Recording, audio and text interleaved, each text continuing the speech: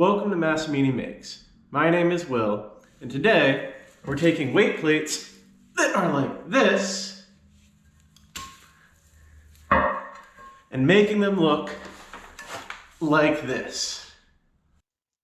For this job, I used vinegar and water for soaking the plates, a vessel to hold the weights, in this case a blue kiddie pool, a wire brush to scrub off the dirt and rust, a tarp to protect the floor, spray paint, and finally a paint pen to redo the lettering. The basic steps to cleaning plates are fairly simple. First, soak them to loosen rust, next clean the loose rust with a brass brush, and finally paint them. I bought these weights off of Facebook Marketplace a couple months ago, and the person I bought them from said they had been sitting in a warehouse for years, and he just wanted to get rid of them. I initially thought the plates were just rusty, and I planned to put them directly into the pool to soak. But before I did that, I gave them a cursory swipe with my brush and noticed a ton of dirt was coming off. It turns out it is pretty difficult to tell the difference between the dirt and rust, because where I live they're the same color. I ended up deciding to brush off as much dirt as I could before soaking. Once I finished brushing off the loose dirt, I layered the weights into the pool.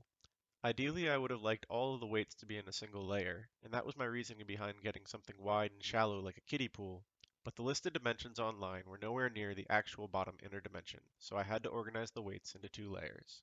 From there, I filled the pool with vinegar diluted with the same amount of water. The vinegar I used came in 1 1/3 gallon jugs, which I dumped in, refilled with water at my kitchen sink, and then emptied the water into the pool as well. It took 3 full jugs, or about 8 total gallons of liquid, before the weights were covered. The weights should be left overnight, up to 72 hours. I ended up leaving mine for just under 24 hours. The next day, I came back and pulled the weights from the pool. For this step, I would advise anyone following along to do as I say and not as I do. What I did was pull the weights one at a time and then immediately attempt to clean them off with the brush. This became an issue. The dirt and rust that had been loosened by the vinegar were very wet and essentially become a thin film of mud. So when I scrubbed the plates, all I was doing was spreading the mud around. My solution to that was to take each weight outside and hose it off when I was done scrubbing. That worked well initially, and the plates looked much cleaner, but at that point I had to let them dry, which then led to a thin layer of rust forming on the parts of the plates that were now bare metal, which meant that I had to go back and scrub down each plate again before painting. My recommendation if you do this is to remove all of the plates from the vinegar at once, letting them dry, and then scrub them down. The vinegar has already done the hard part of loosening up all the rust, so cleaning them up from that point should be fairly easy once the plates are dry. Now that I had the plates fully cleaned up, it was finally time to paint. I highly recommend gloves for this task. I didn't wear any when I painted the fronts of the plates, and even now, a few days later, I have paint under my nails, despite my attempts at removing it. Spraying is fairly straightforward. Spray the weights and let them dry to handle. I let them sit for about 90 minutes, then flip them over and spray the backs. I paid extra attention to the vertical surfaces on the plates, the sides of the ribs, the inside of the rim, and the outside edge of the plate.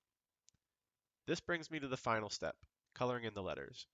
I let the paint on the backside dry for another 90 minutes, and then came back and drew over the letters with a white paint pen.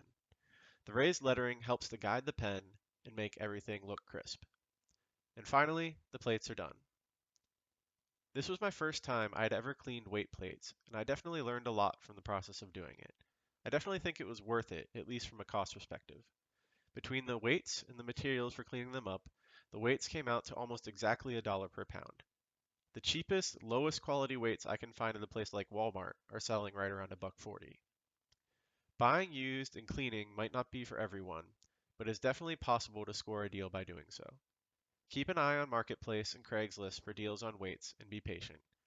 You also have the option to put your own spin or flair on your weights if you want to go with a different color paint or pen. That's it for this project.